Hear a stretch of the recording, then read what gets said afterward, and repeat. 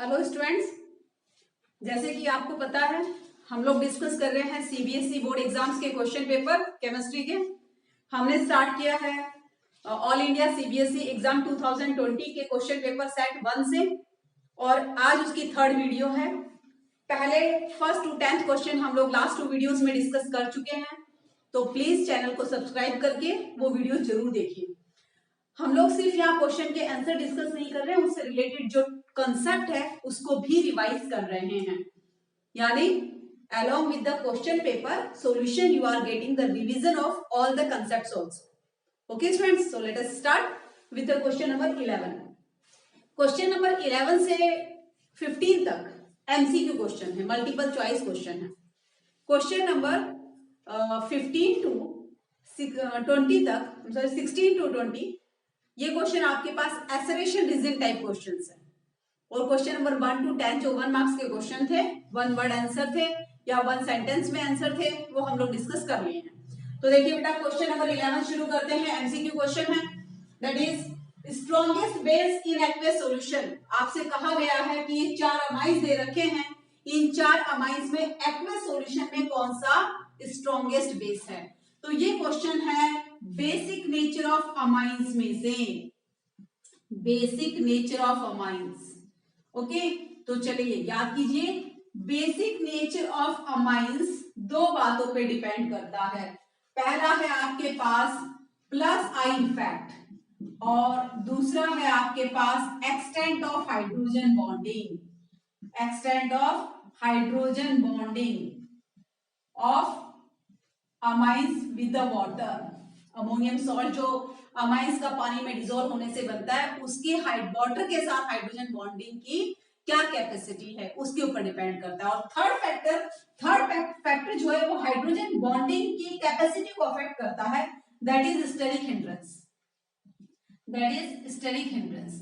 तो aqueous solution में amines के बेसिक नेचर को ये 3 फैक्टर अफेक्ट करते हैं, plus I effect, extent of hydrogen bonding and steric hindrance.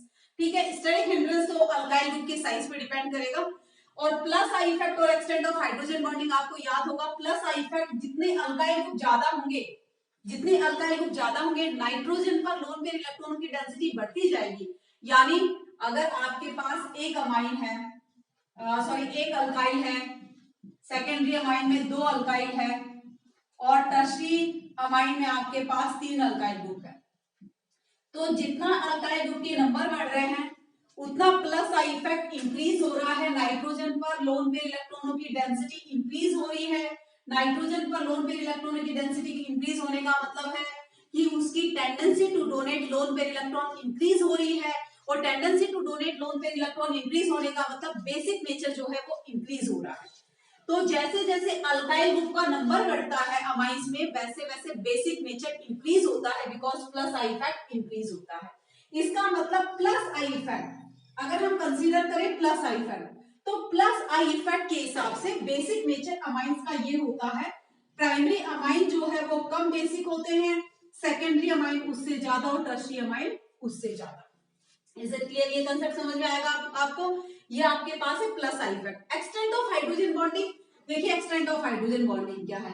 देखिए प्राइमरी अमाइन जब पानी के साथ रिएक्शन करता है, वाटर के साथ रिएक्शन करता है, तो ये अमोनियम आयन बनाता है। Is it clear? सेकेंडरी भी बनाएगा, टर्शियरी भी बनाएगा। अब ये जो RNS3 प्लस है, यहां पर हम शो करते हैं इसको R, ये नाइट्रोजन और ये 3 हाइड्रोजन। Is it clear? तो ये जो आपके पास आयन बन गया अमाइन का, ये 3 वाटर मॉलिक्यूल के साथ हाइड्रोजन बॉन्ड बनाएगा, 3 वाटर मॉलिक्यूल के। सेकेंडरी अमाइन का जो अमोनियम आयन बनेगा वो 2 वाटर मॉलिक्यूल के साथ बनाएगा हाइड्रोजन बॉन्ड, और प्राइमरी या टर्शियरी अमाइन का जो बनेगा वो सिर्फ 1 वाटर मॉलिक्यूल के साथ हाइड्रोजन बॉन्ड बनाएगा। जिसने हाइड्रोजन बॉन्ड ज्यादा बनाए, इसका मतलब वो अमोनियम आयन इसका ज्यादा स्टेबल है, वो अल्काइल अमोनियम आयन ज्यादा स्टेबल है, और अल्काइल अमोनियम आयन ज्यादा स्टेबल है, इसका मतलब वो अमाइन ज्यादा बेसिक नेचर का है। Is it clear?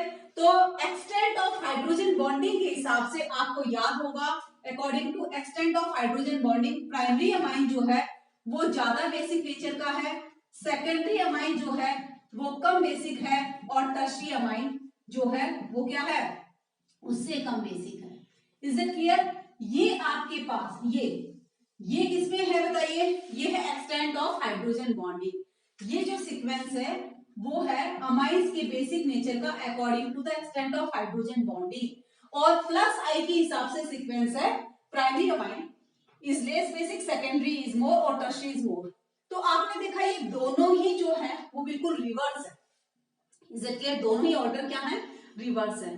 लेकिन एक्वियस सॉल्यूशन में आपने ये भी देखा कि सेकेंडरी अमाइन को तो दोनों फेवर करते हैं, दोनों ही ये कहते हैं कि सेकेंडरी अमाइन तो क्या है? बीच में ही है। ऊपर वाले ऑर्डर में देख लो या नीचे वाले ऑर्डर में देख लो। इसका मतलब कि एक्वियस सॉल्यूशन में क्योंकि ये दोनों फैक्टर लागू होते हैं, प्लस आई इफेक्ट भी और एक्सटेंट ऑफ हाइड्रोजन बॉन्डिंग भी, और ये दोनों फैक्टर जो है वो सेकेंडरी अमाइन को क्या कर रहे हैं? फेवर कर रहे हैं। Is it clear? यानी इन दोनों का जो रिजल्टेंट इफेक्ट है उसके हिसाब से secondary amine is more basic, secondary amine is more basic than primary and tertiary amine. Is it clear? समझ में आ गया कि secondary alkyl amine, secondary amine जो होगा वो प्राइमरी और टर्शियरी से ज्यादा बेसिक होगा। किसमें? एक्वियस सॉल्यूशन में। ठीक है, तो मिथाइल अमाइन, डाइमिथाइल अमाइन और ट्राइमिथाइल अमाइन, इसमें कौन है बेटा secondary amine? Dimethyl amine secondary है। लेकिन फोर्थ भी तो देख लें, फोर्थ क्या दे रखा है आपको? एनिलीन। Is it clear? तो aniline is always weaker base than alkyl amine. ठीक है, तो ये अब हम कंसेप्ट देखते हैं। ये समझ में आ गया आपको? प्राइमरी, सेकेंडरी और टर्शियरी में से कौन ज्यादा बेसिक है? सेकेंडरी अमाइन ज्यादा बेसिक है in aqueous solution because both plus I effect and extent of hydrogen bonding favours the secondary amine. Is it clear? इसके बाद में उसने जो फोर्थ ऑप्शन दिया है वो दिया है एनिलीन। एज यू नो हमने पढ़ा है कि एनिलीन जो है वो वीक बेस होते हैं। किससे? अल्काइल अमाइन से। एनिलीन वीक बेस क्यों होते हैं? Because due to the resonance effect. हम ये देखते हैं कि एनिलीन, ये दिस इज एनिलीन, एनिलीन में रेजोनेंस इफेक्ट की वजह से इस नाइट्रोजन के लोन पेयर इलेक्ट्रॉन पूरे बेंजीन रिंग में डिलोकलाइज हो गए। Is it clear? नाइट्रोजन के लोन पेयर इलेक्ट्रॉन पूरे बेंजीन रिंग में डिलोकलाइज हो गए। Is it clear? ये देखिए आपके पास, इसका मतलब नाइट्रोजन पर लोन पेयर इलेक्ट्रॉनों की डेंसिटी क्या हो गई? लोन पेयर इलेक्ट्रॉनों की डेंसिटी डिक्रीज हो गई। Is it clear? नाइट्रोजन पर लोन पेयर इलेक्ट्रॉनों की डेंसिटी डिक्रीज हो गई। इसलिए हम कहेंगे एनिलीन जो है वो अल्काइल अमाइन से वीक बेसिक है। तो एनिलीन तो प्राइमरी, सेकेंडरी, टर्शियरी जितने भी अल्काइल अमाइन है सबसे वीक बेस है। इसका मतलब इन चारों में सबसे वीक बेस कौन है? एनिलीन। और सबसे स्ट्रॉन्ग बेस कौन सा है? Dimethyl amine. तो आपके इस क्वेश्चन का आंसर क्या हुआ? क्वेश्चन का आंसर हुआ dimethyl amine. Okay, I hope ये कंसेप्ट आपके समझ में आ गया होगा। चलिए आगे चलते हैं हम लोग। नेक्स्ट है iodoform test is not given by. देखिए आयोडोफॉर्म से रिलेटेड दो क्वेश्चन है आप इस पेपर में और दोनों ही 1-1 मार्क्स के हैं। हमने पहले वीडियो में डिस्कस किया है, उसमें था आयोडोफॉर्म का यूज बताओ। वहां पर भी मैंने आपको आयोडोफॉर्म टेस्ट डिस्कस किया था, तो दोबारा यही क्वेश्चन आ रहा है। ऐसा नहीं, iodoform test is not given by. तो ये देखिए हम लोग आयोडोफॉर्म टेस्ट कौन से कंपाउंड देते हैं? Listen, iodoform test given by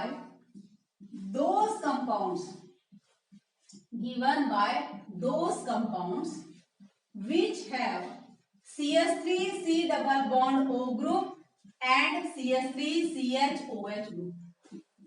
Jin compound में ये ग्रुप होते हैं, कौन से? CH3 C double bond O group यानी मिथाइल कीटोन्स, और अल्डिहाइड में सिर्फ एक ही है ऐसा जिसमें एक ऐसा ग्रुप है, वो है इथेनॉल एसिटाल्डिहाइड। वो आयोडोफॉर्म टेस्ट देंगे। और सभी मिथाइल अल्कोहल CHOH होना चाहिए और एक मिथाइल ग्रुप होना चाहिए। तो ऐसा प्राइमरी अल्कोहल तो एक ही है, दैट इज इथेनॉल, और बाकी सारे सेकेंडरी मिथाइल अल्कोहल्स जो है वो आयोडोफॉर्म टेस्ट देंगे। मैडम नहीं आई बात समझ में? तो देखिए आप सिर्फ एक ग्रुप याद कर लीजिए कि ये जो ग्रुप, दो ग्रुप किसी भी कंपाउंड में है वो आयोडोफॉर्म टेस्ट देगी। तो हम चेक करते हैं। इसमें पहला ऑप्शन है इथेनॉल, स्ट्रक्चर बना है इथेनॉल का, तो इथेनॉल का स्ट्रक्चर हो गया ये। Is it clear? Pentane two on, second पहला है इथेनॉल, सॉरी पहला इथेनॉल, तो पहले इथेनॉल का बनाते हैं। इथेनॉल CH3CHHOH, ओके, ये इथेनॉल। बी आपके पास है इथेनॉल। सी है आपके पास pentan two one, pentan two one. अगर आपको ये कहा जाए कि ये कंपाउंड आयोडोफॉर्म टेस्ट देगा कि नहीं देगा, तो आप सिर्फ उन कंपाउंड के स्ट्रक्चर बना लीजिए। Pentane 3 on, pentane 3 on, so this is pentane 3 on, okay. चलिए स्ट्रक्चर बना ली। अब आप ये बताइए कि किन किन कंपाउंड में CH3CO ग्रुप या CH3CHOH ग्रुप है। तो देखिए CH3CHOH ग्रुप पहले वाले कंपाउंड में है, आयोडोफॉर्म टेस्ट देगा। CH3CO ग्रुप दूसरे वाले कंपाउंड में है, आयोडोफॉर्म टेस्ट देगा। CH3C double bond O group तीसरे वाले कंपाउंड में है, आयोडोफॉर्म टेस्ट देगा। और CH3C डबल बॉन्ड O या CH3CHOH में से कोई भी क्या नहीं है, ग्रुप इस फोर्थ ऑप्शन में नहीं है। Therefore this compound will not give iodoform test, not give iodoform test, ये वाला कंपाउंड आयोडोफॉर्म टेस्ट नहीं देगा। इसीलिए इस 12th क्वेश्चन का आंसर है option D, that is pentane 3 on. Understood? Next question number 13th। इस क्वेश्चन नंबर 13th में कोई ज्यादा एक्सप्लेनेशन नहीं है। Transition metal having maximum oxidation number, कौन सी ट्रांजिशन मेटल इनमें से है जिसका ऑक्सीडेशन नंबर मैक्सिमम है, मैक्सिमम ऑक्सीडेशन स्टेट एग्जिबिट करती है? तो आपको पता है ये थर्ड ट्रांजिशन सीरीज है, 3D ट्रांजिशन सीरीज है। स्कैंडियम, क्रोमियम, मैग्नीज, जैसे जैसे हम लोग स्कैंडियम से मैग्नीज जाते हैं, number of oxidation state increase होते जाते हैं। स्कैंडियम की +3 होती है, स्कैंडियम के बाद टिटेनियम है, ठीक है, +2 +3 +4, इस तरह से। और मैग्नीज की जो है ऑक्सीडेशन स्टेट सबसे ज्यादा होती है, ओके। मैग्नीज की ऑक्सीडेशन स्टेट कितनी होती है? +7, +2 से +7।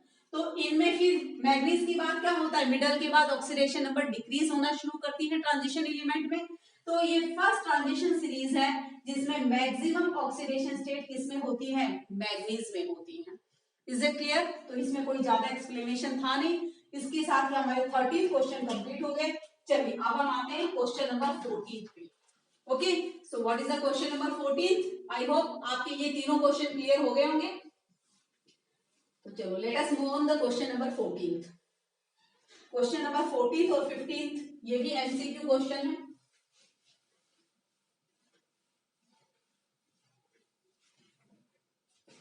क्वेश्चन नंबर 14 है hardening of leather, hardening of leather, okay, hardening of leather in tanning industry, in tanning industry, hardening of leather in tanning industry is based on, पहला है आपके पास electrophoresis, electrophoresis, दूसरा है इलेक्ट्रोऑस्मोसिस, इलेक्ट्रोऑस्मोसिस, थर्ड है म्यूचुअल कोएगुलेशन, म्यूचुअल कोएगुलेशन, ठीक है, और fourth है टिंडल इफेक्ट। भाई ये क्वेश्चन भी सीधा है, आपसे पूछा है कौन सी प्रोसेस इन्वॉल्व है हार्डनिंग ऑफ लेदर में। लेदर का हार्ड होना, इसका मतलब leather get precipitate out, leather get converted into the form of hard precipitate. और आपको अच्छे से पता है म्यूचुअल कोएगुलेशन, कोएगुलेशन फिनोमिना में क्या होता है, अगर हम लोग एक्सेस ऑफ इलेक्ट्रोलाइट ऐड करते हैं, excess of electrolyte, added into the colloidal solution, colloidal solution, तो क्या होता है, कोएगुलेशन होता है, कोएगुलेशन।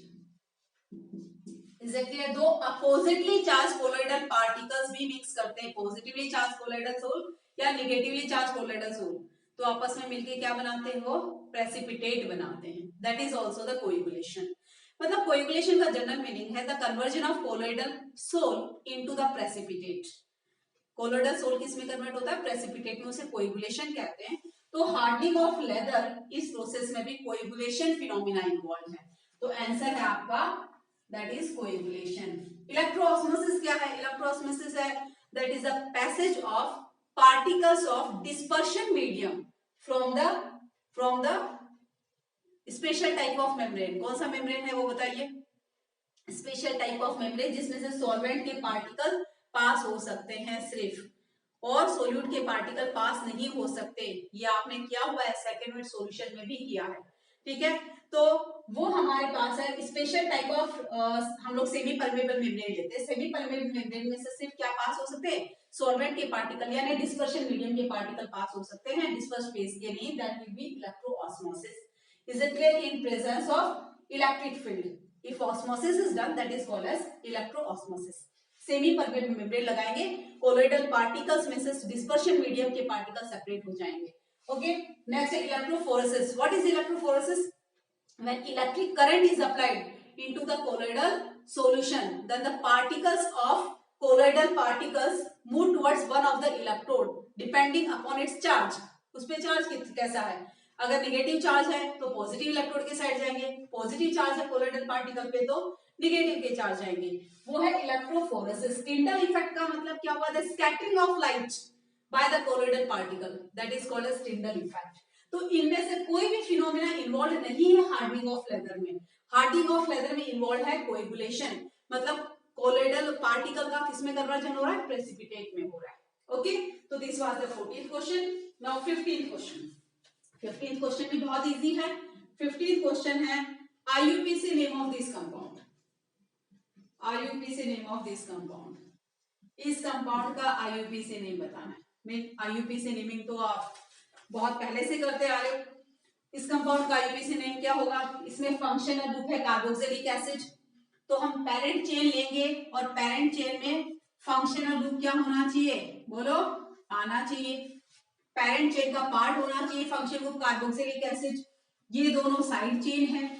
नंबरिंग कहां से करेंगे, नंबरिंग कहां से करेंगे, जहां से फंक्शनल ग्रुप को स्मॉल लोकेशन मिले, 1 2 3 4।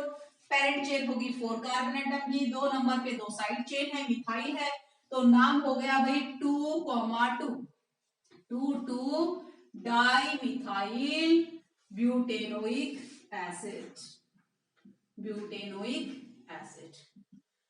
Understood? So with this we have completed the 15th question of this question paper। MCQ question complete हो गए।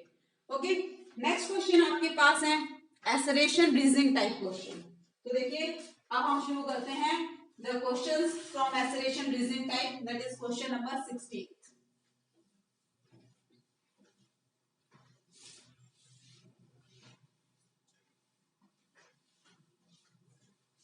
सीबीएसई बोर्ड एग्जाम में ये क्वेश्चन फर्स्ट टाइम आए हैं। ये क्वेश्चन आईआईटी के एग्जाम में होते हैं इस टाइप के। मैं आपको मीनिंग बता दूं, 16 से 20 क्वेश्चन में, 16 to 20, yes, all 5 questions are assertion reasoning type question. यहां पर आपको एक स्टेटमेंट दे रखी है एसरेशन, और सेकंड जो स्टेटमेंट है वो उसका रीजन है। Is it clear? तो ए फर्स्ट स्टेटमेंट है और आर जो है वो सेकंड स्टेटमेंट है। ए का मतलब एसरेशन और आर का मतलब रीजन। अब आपको ऑप्शन बताना है कि आपका ऑप्शन 1 सही है, 2 सही है, थर्ड है या फोर्थ है। ध्यान से देखना, फर्स्ट सेकंड थर्ड फोर्थ, इसमें आपको आंसर देना है। अगर एसरेशन की स्टेटमेंट सही है, रीजन की भी स्टेटमेंट सही है, और रीजन जो है एसरेशन स्टेटमेंट का करेक्ट एक्सप्लेनेशन है, तो स्टेटमेंट 1 होगा। ठीक है, आंसर 1 होगा। अगर एसरेशन भी सही स्टेटमेंट है, रीजन भी सही स्टेटमेंट है, लेकिन रीजन जो है एसरेशन का करेक्ट एक्सप्लेनेशन नहीं है। दोनों स्टेटमेंट तो ठीक है, लेकिन रीजन जो है वो एसरेशन का करेक्ट एक्सप्लेनेशन नहीं है, तो सेकंड ऑप्शन आएगा। अगर एसरेशन सही है, रीजन गलत है, एसरेशन सही है, रीजन की स्टेटमेंट गलत है, तो ऑप्शन सी आएगा।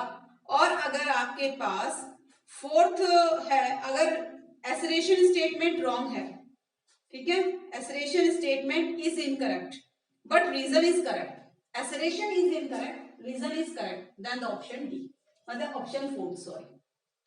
तो जो भी एसरेशन और रीजन की आपके स्टेटमेंट है उन्हें केयरफुली रीड करना है और आपको अपना आंसर 1 2 3 4 इनमें मार्क करना है। तो देखिए पहला क्वेश्चन क्या है, पहला क्वेश्चन है आपके पास, gold and silver are extracted, gold and silver are extracted by leaching, by leaching, by leaching their ores, their ores, okay, I hope आपको दिखाई दे रहा है, अगर नहीं दिख रहा है तो मैं इसको रीड कर रही हूं। Gold and silver are extracted by leaching their ores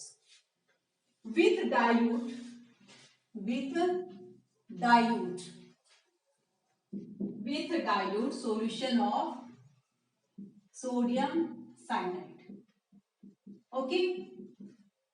इसका रीजन है impurities associated with these ores dissolve in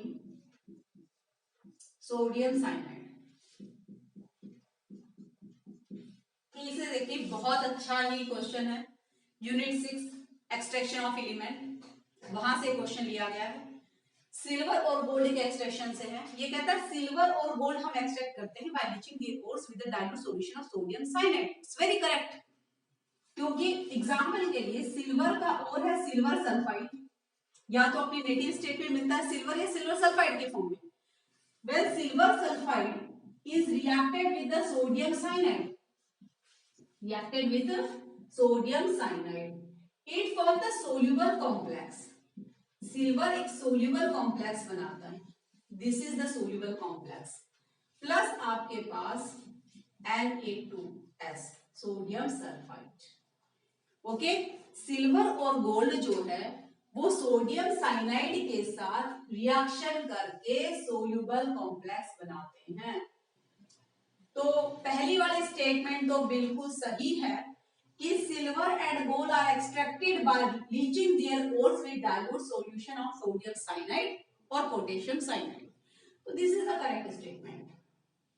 next, impurities associated with these ores dissolved in sodium cyanide, not wrong statement, क्योंकि आपने देखा कि silver जो है वो dissolve होता है सोडियम साइनाइड में to form the soluble complex. Silver dissolve होता है, गोल्ड डिसॉल्व होता है सोडियम साइनाइड में सोल्यूबल कॉम्प्लेक्स बनाने के लिए। इंप्योरिटी डिसॉल्व नहीं होती, उसने कहा impurities are soluble with in sodium cyanide, no, so it is the wrong statement. तो एसरेशन की स्टेटमेंट करेक्ट है लेकिन रीजन की स्टेटमेंट रॉन्ग है, इसीलिए इस क्वेश्चन का आंसर है option 3। Is it clear? Option 3 है, एसरेशन सही और रीजन रॉन्ग हो तो ऑप्शन 3 होगा, ओके। चलिए नेक्स्ट क्वेश्चन है आपके पास, बहुत अच्छा क्वेश्चन है, हैलोजन फैमिली में से F bond in F2 molecule is weak, this is the acceleration statement। इसका रीजन दिया है आपके पास, fluorine atom small in size. चलिए स्मॉल इन साइज, हम लोग बॉन्ड डिसोसिएशन एनर्जी देखते हैं हैलोजन की, उसी से रिलेटेड ये क्वेश्चन है।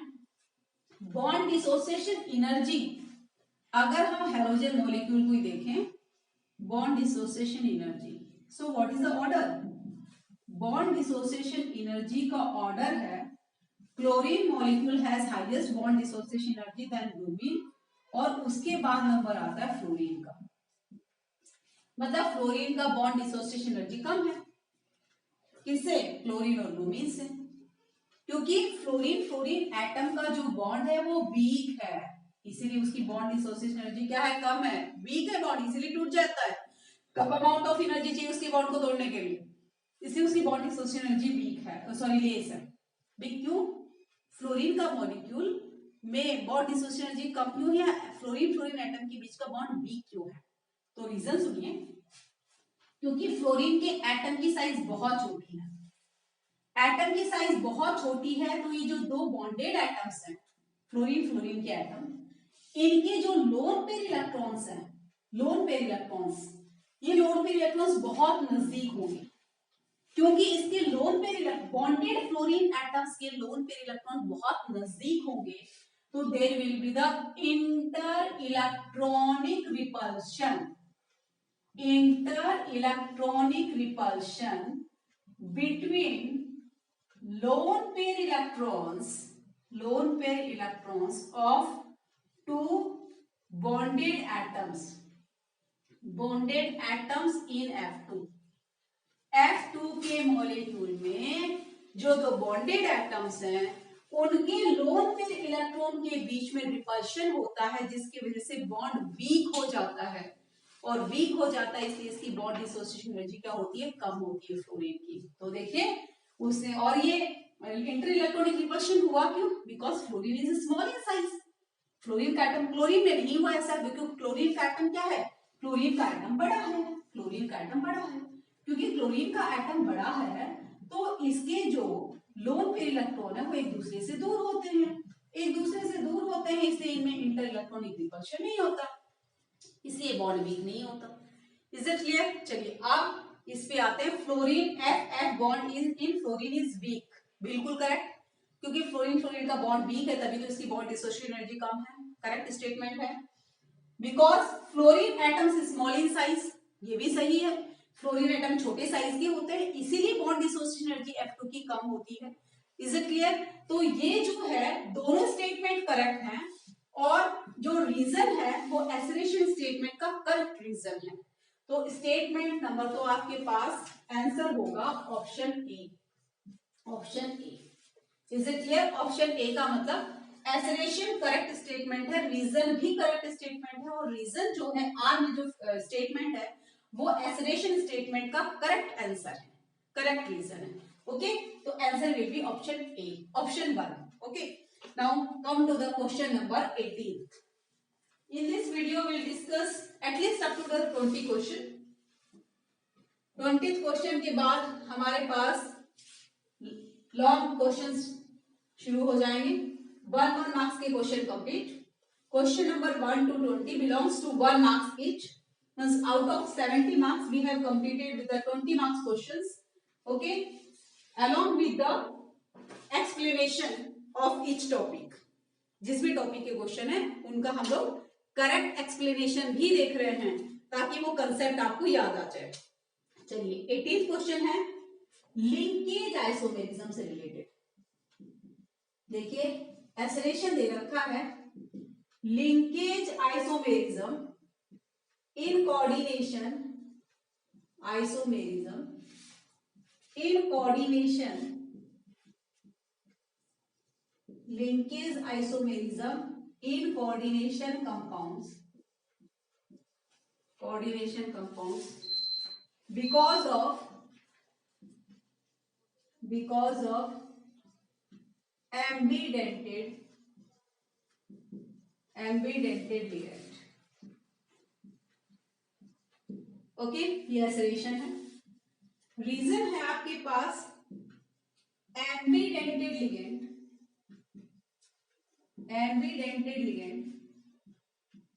like NO2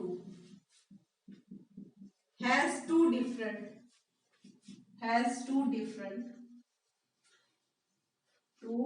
different donor atoms, that is nitrogen and oxygen। Okay, it's very interesting question. It is related to the isomerism in coordination complex, and कौन सा isomerism? Linkage isomerism। So what is linkage isomerism? The isomers of the coordination complex which differ in the point of linkage with the central metal atom. Means क्या हुआ, मैं आपको दो coordination complex बता रही हूँ, कोबाल्ट NS3 NO2 दो chlorine. Okay, next आपके पास cobalt NS3 ON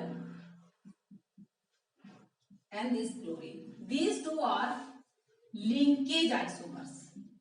linkage isomer. फिर लिंकेज आइसोमर में क्या होता है, सिर्फ ये कंडीशन है, लिंकेज आइसोमेरिज्म उन्हीं कोऑर्डिनेशन कॉम्प्लेक्स में होता है जिनमें कम से कम एटलीस्ट वन एम्बिडेंटेड लिगेंड होना चाहिए. अब आगे बात, एम्बिडेंटेड लिगेंड क्या है, आपको एसोसिएशन में लिखा भी हुआ है. एम्बिडेंटेड लिगेंड वो लिगेंड है, यूनिडेंटेड लिगेंड है.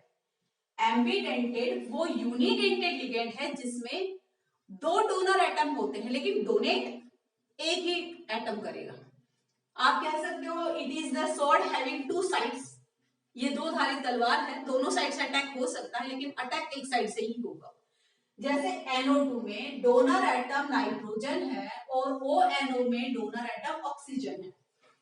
इस लिगेंड में दो डोनर एटम है, नाइट्रोजन भी और ऑक्सीजन भी, लेकिन एट द टाइम एक ही डोनेट करेगा. जब डोनर एटम नाइट्रोजन होगा NO2 में तो इसे कहेंगे नाइट्रो, और जब डोनर एटम ऑक्सीजन होगा तो इसे कहेंगे नाइट्राइट. नाइट्राइट और नाम जब देंगे कोऑर्डिनेशन कॉम्प्लेक्स में तो nitrito. Is it clear? So nitro and nitrito, these are the two ligands. Ambidentate ligands हैं, मॉलिक्यूलर फॉर्मूला सेम है. एम्बिडेंटेड लिगेंड वो यूनिडेंटेड लिगेंड है जिसमें एक से ज्यादा डोनेटिंग एटम होते हैं लेकिन एट द टाइम एक ही डोनेट करता है. तो कोऑर्डिनेशन लिंकेज आइसोमेरिज्म में ये क्वालिटी है, ये वही कोऑर्डिनेशन कॉम्प्लेक्स ये लिंकेज आइसोमेरिज्म शो करते हैं जिसमें कम से कम एक एम्बिडेंटेड लिगेंड होता है. जो मैंने आपको एग्जांपल दिया है इसमें देखिए NO2 और ONO एक एम्बिडेंटेड लिगेंड है. ऊपर वाला ये कॉम्प्लेक्स येलो कलर का होता है और ये वाला ब्लू कलर का होता है. ये प्रॉपर्टी भी दोनों coordination complex molecular formula same है लेकिन आइसोमर्स एक दूसरे के लिए से इनकी प्रॉपर्टी भी चेंज होगी, इनका कलर भी चेंज हो गया क्योंकि यहाँ पर लिंकेज सेंट्रल मेटल से नाइट्रोजन के थ्रू है और यहाँ पर लिंकेज का है ऑक्सीजन के थ्रू है.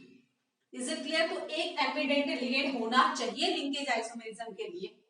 ये क्या है, कंडीशन है लिंकेज आइसोमेरिज्म की, जो कि उससे कहा है linkage isomerism in coordination compound because of ambidentate ligand. It's very correct. Linkage isomerism तभी होगा जब कम से कम एक एम्बिडेंटेड लिगेंड होगा, otherwise linkage isomerism coordination complex में पॉसिबल नहीं है.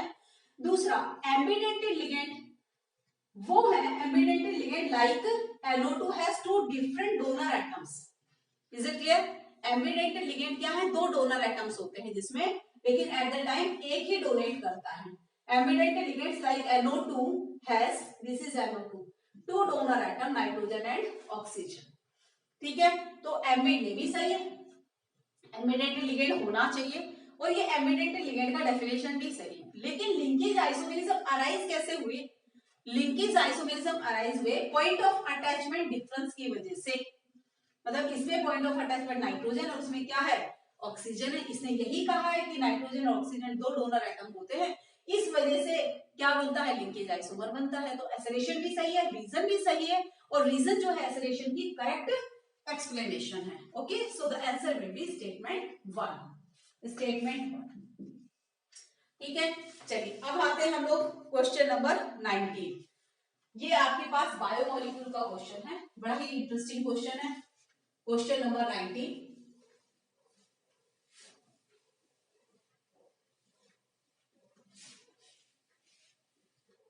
Biomolecule, carbohydrate. This question is very common and very interesting. 19th question. Aspiration is sucrose is non-reducing sugar. Non-reducing sugar. Sucrose non reducing sugar है, ये association है. इसका reason है sucrose has glycosidic linkage. Glycosidic linkage चलिए इस question को समझने के लिए आपको सुक्रोज का स्ट्रक्चर समझना पड़ेगा। सुक्रोज क्या है, सुक्रोज के मोनोमर क्या है, सुक्रोज बनता कैसे है, ठीक है, उसके हाइड्रोलिसिस के प्रोडक्ट क्या है एंड सो। तो सुक्रोज जो है एक डाइसैकेराइड है, कार्बोहाइड्रेट है, मॉलिक्यूलर फॉर्मूला C12H22O11। ये एक डाइसैकेराइड है, डाइसैकेराइड है। और जब हम सुक्रोज का हाइड्रोलिसिस करते हैं तो हमें दो जो मोनोसैकेराइड यूनिट मिलती हैं, इसकी जो मोनोमर मिलते हैं वो है alpha D plus glucose and beta D minus fructose. I hope you know very well this plus and minus term. Plus मतलब डेक्स्ट्रो रोटेटरी, दिस माइनस मतलब laevo rotatory. This is fructose. Okay, alpha D glucose और beta D fructose. अब हम आते हैं sucrose के structure पे। तो देखिए ये आपके पास है alpha D glucose, alpha D glucose. I hope structure आपको याद होगा, first carbon atom, second, third, fourth, fifth. First HOH, third आपके पास second HOH, third OHH, fourth HOH, fifth CH2OH और H। अल्फा डी ग्लूकोज का आई hope structure याद है आपको, ठीक है। यहां पर मुझे बताइए अल्फा डी ग्लूकोज में रिड्यूसिंग सेंटर कौन सा होता है? Reducing centre first carbon atom होता है, ठीक है। स्ट्रक्चर याद होना चाहिए तभी आप क्वेश्चन को समझ पाओगे। अल्फा डी ग्लूकोज में रिड्यूसिंग सेंटर वो है first carbon atom. First carbon atom इसका कार्बोनिल ग्रुप है, इसे फिर साइक्लिक स्ट्रक्चर में ऐसा हो जाता है, ठीक है। और बीटा डी ग्लूकोज का स्ट्रक्चर क्या है? बीटा डी ग्लूकोज फ्यूरेनोज रिंग में एग्जिस्ट करता है। This is the carbon atom second OH CH2OH। उसके बाद third carbon atom OHH, fourth HOH, fifth CH2OH H। And in the beta D fructose we know very well that is the second carbon atom is reducing center। आप इसके open chain structure देखिएगा, second carbon atom जो है carbonyl group है वो reducing centre है।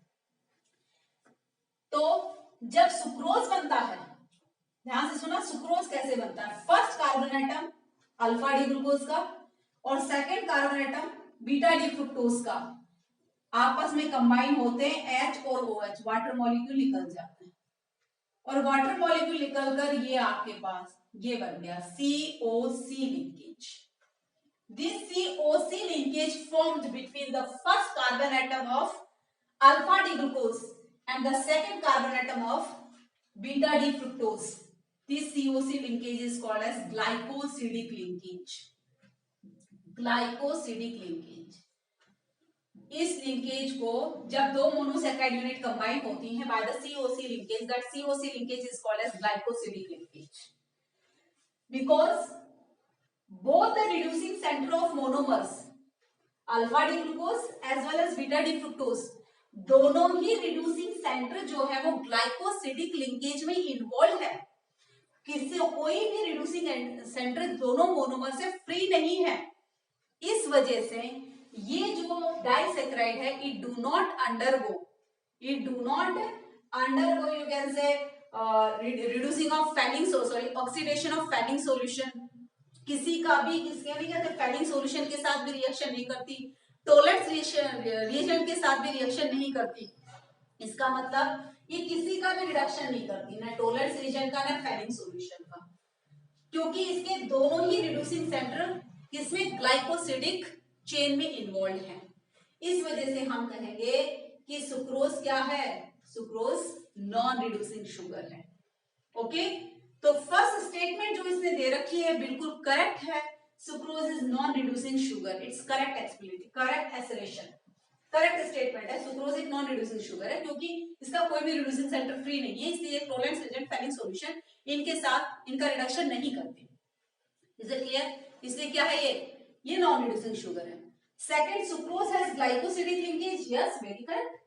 Sucrose में आपने देखा कि ग्लाइकोसिडिक लिंकेज है, COC linkage form between the first carbon atom of alpha D glucose and the second carbon atom of beta D glucose.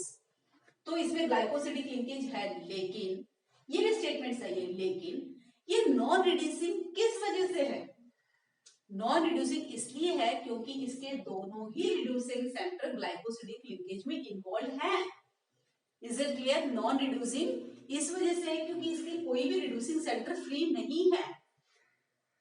जो रिड्यूसिंग शुगर भी होते हैं उनमें भी ग्लाइकोसिडिक लिंकेज होती है। तो ये स्टेटमेंट सही है कि सुक्रोज में ग्लाइकोसिडिक लिंकेज है, लेकिन ये इस बात का एक्सप्लेनेशन नहीं है कि शुगर नॉन रिड्यूसिंग इसलिए है, सुक्रोज नॉन रिड्यूसिंग क्योंकि उसमें ग्लाइकोसिडिक लिंकेज है, इस वजह से वो नॉन रिड्यूसिंग नहीं है। नॉन रिड्यूसिंग इसलिए है कि ग्लाइकोसिडिक लिंकेज में दोनों रिड्यूसिंग सेंटर इन्वॉल्व है, इस वजह से। यानी एस्पिरेशन सही है, रीजन सही है, लेकिन जो आर है रीजन स्टेटमेंट वो एस्पिरेशन का सही एक्सप्लेनेशन नहीं है। Is it clear? तो ये हो गया आपके पास answer statement number second. Aspiration भी सही है, रीजन भी सही है, लेकिन रीजन सही एक्सप्लेनेशन नहीं है एस्पिरेशन का, so the answer will be option second. Okay, so now we are coming to the last question, today's last question, that is 20th question.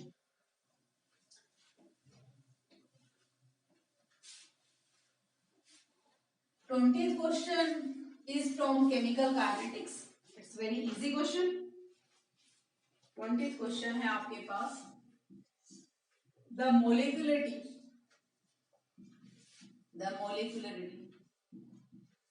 of reaction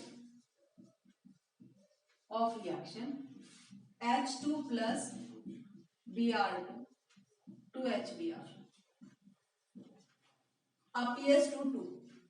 ये कह रहा है इस रिएक्शन की मोलिकुलरिटी 2 है, ठीक है। रीजन में कहा है two molecules of reactants involved in given elementary reaction. What is elementary reaction? The reaction occurs in one state. वो रिएक्शन जो एक स्टेप में होती है उसे एलिमेंट्री रिएक्शन कहते हैं। हमें पता है कि मोलिकुलरिटी जो हम किसी भी रिएक्शन की कंसीडर करते हैं एलिमेंट्री स्टेट के लिए, कॉम्प्लेक्स रिएक्शन के लिए, टोटल रिएक्शन के लिए मोलिकुलरिटी का कोई मीनिंग नहीं होता। Is it clear? वो कह रहा है ये इस रिएक्शन की मोलिकुलरिटी 1 है, सॉरी 2 है। मोलिकुलरिटी 2 है, इसका मतलब in the elementary step of this reaction two molecules undergo collision simultaneously. इसके एलिमेंट्री स्टेट में दो मॉलिक्यूल एक साथ कोलिजन कर रहे हैं। What is molecularity? The number of molecules, ions और particles undergo collision simultaneously in one step in order to bring about the chemical change, that is called as molecularity. Is it clear? तो question में कहता है इस reaction की molecularity 2 है। Yes, इस reaction की मोलिकुलरिटी 2 है, सही स्टेटमेंट है ये। इस रिएक्शन का रेट लॉ होता है रेट इज इक्वल टू के into H2 molecular concentration of H2 into Br2। ये रेट लॉ जो है वो आपको पता है किससे निकाला है? स्लोएस्ट स्टेप से। स्लोएस्ट स्टेप में कितने मॉलिक्यूल्स इन्वॉल्व है रिएक्शन के रेट लॉ से पता चल रहा है। स्लोएस्ट स्टेप में मॉलिक्यूल्स, रिएक्टेंट मॉलिक्यूल के 2 मॉलिक्यूल्स इन्वॉल्व है रिएक्टेंट के, इसका मतलब एक H2 का और एक Br2 का मॉलिक्यूल साइमल्टेनियसली कोलिजन करते हैं। Is it clear? इसलिए इसकी मोलिकुलरिटी क्या है? 2 है। तो ये भी बिल्कुल सही है कि इसकी मोलिकुलरिटी 2 है क्योंकि इसके एलिमेंट्री स्टेट में 2 मॉलिक्यूल्स कोलिजन कर रहे हैं साइमल्टेनियसली। तो एसरेशन सही है, रीजन सही है, और जो रीजन का स्टेटमेंट है वो एसरेशन का करेक्ट एक्सप्लेनेशन भी है, इसलिए इसका आंसर होता है आपके पास 1, option 1। I hope along with this you have understood the question number 1 to 20। एक नंबर के क्वेश्चन थे, लेकिन एक नंबर के क्वेश्चन को डिस्कस करने के लिए हमने बहुत ज्यादा टाइम लिया है क्योंकि उससे रिलेटेड सारे कंसेप्ट को डिस्कस किया है। तो नेक्स्ट वीडियो में हम करेंगे क्वेश्चन नंबर 21 से। ओके, तब तक के लिए आप क्वेश्चन नंबर 1 से 20 तक अच्छी तरह से प्रैक्टिस कीजिए और लाइक का बटन जरूर प्रेस करना। अगर आपको एक्सप्लेनेशन समझ में आया हो तो चैनल को सब्सक्राइब जरूर कर लीजिए, ठीक है। आगे भी इस तरह की वीडियोस आपके सामने आती रहेंगी जिसमें हम सीबीएसई के सारे क्वेश्चंस डिस्कस करेंगे, सारे क्वेश्चन पेपर डिस्कस करेंगे। thoroughly डिस्कस करेंगे along with the concept. Okay students, have a nice day.